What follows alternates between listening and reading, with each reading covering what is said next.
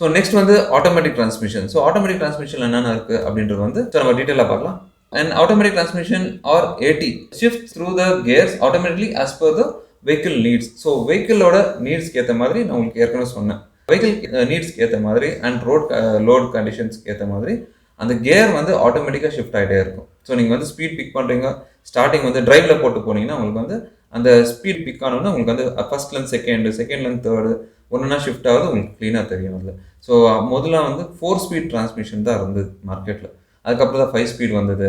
இப்போ example Fortuner, நான் வந்து ஃபார்ச்சுனர் சேல் பண்ணிட்டு இருந்தப்போ வந்து 4 ஸ்பீட் தான் ஃபஸ்ட்டு லான்ச் ஆச்சு. அதுக்கப்புறம் தான் வந்து 5 ஸ்பீட் டிரான்ஸ்மிஷன் அப்படின்றது லான்ச் ஆச்சு. ஸோ அந்த மாதிரி it thus eliminates the use of clutch pedal and drivers hassle of shifting gears.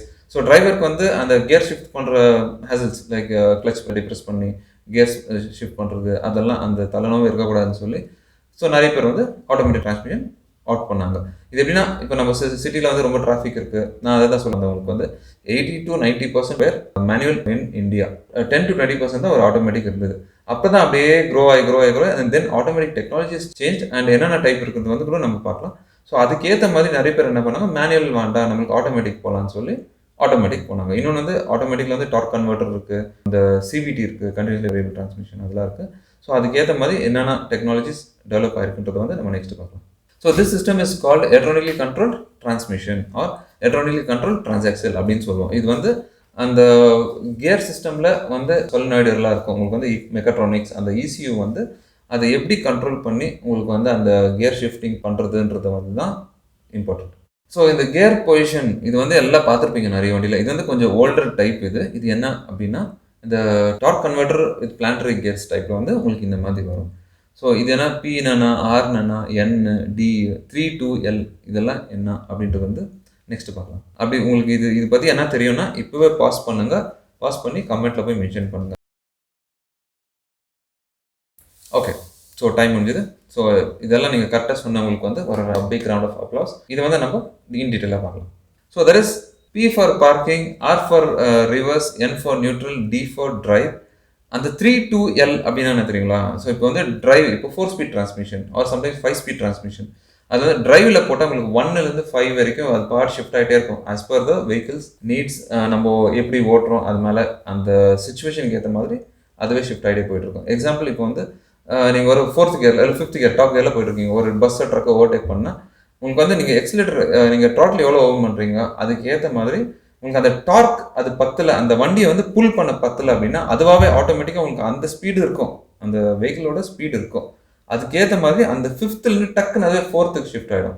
Shift ஆகி டார்க்கை இன்க்ரீஸ் பண்ணி டக்குன்னு அந்த புல் இதெல்லாம் சார் உங்கள் டக்குன்ற மாதிரி புல் பண்ணின்னு போகும் வண்டி. So that is the drive மோடில் அப்படி ஆகும். இன்னொன்று வந்து இந்த 1, 2, 3 கியர்ஸ் ஒன்லி. இந்த 3ல் போட்டு ஓட்டினீங்கன்னா 1, 2, 3 அது வந்து அந்த ஸ்டீப்புக்கு ஏற்ற மாதிரி போகுது. இப்போ ஹில் கிளைம்பிங்கில் போகிறீங்க, ஒரு இடத்துல நீங்கள் கொஞ்சம் ஸ்பீடாக போகணும், ஒரு இடத்துல வந்து ஹேர்பின் பென் வருது ஸ்லோ பண்ணணும். அந்த இடத்துல ஸ்லோ பண்ணும்போது உங்களுக்கு வந்து ஆட்டோமேட்டிக்காக செகண்ட் கியர் வரும். அப்படியே மூவ் பண்ணி திருப்பி நெக்ஸ்ட்டு ஸ்ட்ரைட் ரோடு வருது, அந்த டைம் வந்து டக்குன்னு 3 வரைக்கும் போகும். 4th ஏன்னா டிரைவில் ஏன் போடக்கூடாது அந்த இடத்துல அப்படின்னா, டிரைவில் போடும்போது என்னென்னா அதே ஆட்டோமேட்டிக்காக ஷிஃப்ட் ஆகிட்டே இருக்கும் இல்லையா. 4th போகும், திருப்பி டக்குன்னு 3rd வரும், திருப்பி 4th போகும், திருப்பி டக்குன்னு 3rd வரும். ஸோ அந்த மாதிரி அது ஆகிட்டே இருக்கும். ஸோ அதில் கொஞ்சம் வேறு பவர் லாஸ் எல்லாம் ஆகும். ஸோ அதனால் நம்ம என்ன பண்ணுறோம்னா, இங்கே வந்து நம்ம 3ல் போட்டு போகும்போது வந்து 1st, 2nd, 3rd இந்த 3 கியருக்குள்ளே தான் ஷிஃப்ட் ஆகிட்டே இருக்கும். அதே மாதிரி உங்களுக்கு 2ல் போட்டிங்கன்னா இன்னும் கொஞ்சம் கிரேடியன்ட், இன்னும் கொஞ்சம் ஸ்டீப்பில் போகும்போது வந்து 2nd and 1st தான் ஃபஸ்ட்டில் அப்படியே மூவ் பண்ணுறீங்க. அந்த ஸ்பீடுக்கு எது நெக்ஸ்ட் வந்து 2nd போகும், 2nd கொஞ்சம் தூரம் போகும். அதுக்கப்புறம் வேணும்னா உங்களுக்கு 1st வரும், இல்லைனா 2nd போகும். நீங்கள் 3ல் போன டைம் அந்த டார்க் கிடைக்காது. அதனால் உங்களுக்கு வந்து 3rd போயிட்டு டார்க் கிடையாது, திருப்பி 2nd வரும். அதே மாதிரி நான் இப்போ உங்களுக்கு எப்படி இது சொன்னேன், நான் 4th 3rd ஷிஃப்ட் ஆகிட்டே இருக்கும்னு, அந்த மாதிரி 2nd 3rd ஷிஃப்ட் ஆகிட்டே இருக்கும். ஸோ அந்த இஷ்யூ இதில் வரும். ஸோ அதுக்கு தான் நம்ம வந்து செகண்ட் எது வேணுமோ அதில் மட்டும் நம்ம போட்டுட்டு போகணும்.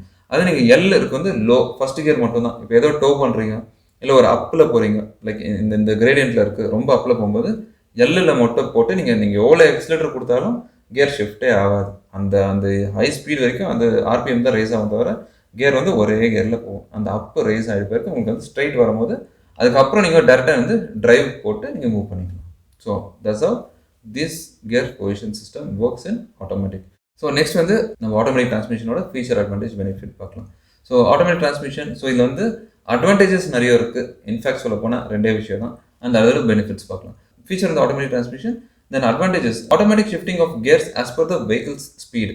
ஸோ வெஹிக்கிள்ஸ்க்கு ரிக்வயர்மெண்ட் ஏற்ற மாதிரி, வெஹிக்கிள் ஸ்பீடுக்கு ஏற்ற மாதிரி அந்த ஸ்பீடுக்கு அந்த கியர் ஷிஃப்டிங் ஆகிட்டே இருக்கும். இதெல்லாம் நான் இதுக்கு முன்னாடி சொல்லணும் தான். ஸோ அது வந்து இங்கே இருக்குது. அதோட பெனிஃபிட்ஸ் வந்து less tiering to driver. So டிரைவருக்கு வந்து அடிக்கடி கியர் ஷிஃப்ட் பண்ணுறதோ இல்லை கிளச் ப்ரெஸ் பண்ணுறதோ, கிளச்சே இல்லை. ஸோ கிளச் ப்ரெஸ் பண்ணுறது மேனுவலாக இருந்தால் இதில் வந்து தேவை இருக்காது. So reduces driving stress. So இது டிரைவ் பண்ணும்போது நமக்கு வந்து ஸ்ட்ரெஸ் கம்மி. ஸோ அடிக்கடி கியர் ஷிஃப்ட் பண்ணுறதோ இல்லை சிட்டி உள்ள போகும்போது லைக் என்ன சொல்கிறது, இல்லை ஃபஸ்ட் கியர் போகிறது, செகண்ட் கியர் போடுறது, திருப்பி அகைன் ஃபஸ்ட் கியர் போடுவோம், திருப்பி செகண்ட் கியர் போடுவோம். ஸோ அதெல்லாம் தேவை இருக்காது. And ideal for congested city drive. So அதே தான் நான் சொல்லுங்கள்.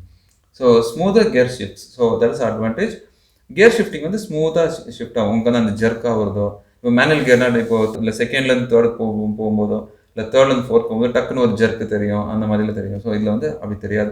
லைட்டாக ஆனால் அந்த கியர் ஷிஃப்ட் ஆகுது வந்து மெயினாக டிரைவருக்கு தெரியும். அதை விட்டால் பின்னாடி உட்காரவங்க கொஞ்சம் டெக்னிக்கல் மைண்டடாக இருந்தால் அவங்களுக்கு க்ளீனாக தெரியும். அது சில பேருக்கு வந்து அந்த இப்போ என்னென்னா அந்த ஜர்க்கி மூவ்மெண்ட் அது இருக்காது இதில்.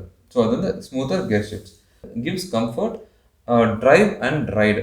ஸோ ஆட்டோமேட்டிக் டிரான்ஸ்மிஷனில் தேர்ஸ் ஒன் மோர் ஆப்ஷன். இது வந்து நம்ம டிப்ட்ரானிக் அப்படின்னு சொல்லுவோம். டிப்ட்ரானிக் வந்து ஒரு பிராண்டு, லைக் உங்களுக்கு வந்து இந்த போர்ஷே பிராண்ட்லேருந்து தான் இந்த டிப்ட்ரானிக் வந்து ஸ்டார்ட் ஆனது. இது எப்படின்னா ஆட்டோமேட்டிக் டிரான்ஸ்மிஷன் உங்களுக்கு வந்து வெறும் ஆட்டோமேட்டிக்காக இப்போது டிரைவ் 5 ஸ்பீடோ 4 ஸ்பீடோ 1லேருந்து 4 ஸ்பீடோ 1லேருந்து 5 ஸ்பீடுக்கு வந்து ஆட்டோமேட்டிக்காக ஷிஃப்ட் ஆகிட்டே போகும், சீக்வென்ஷியலாக ஷிஃப்ட் ஆகிட்டே போகும் கியர்ஸ்.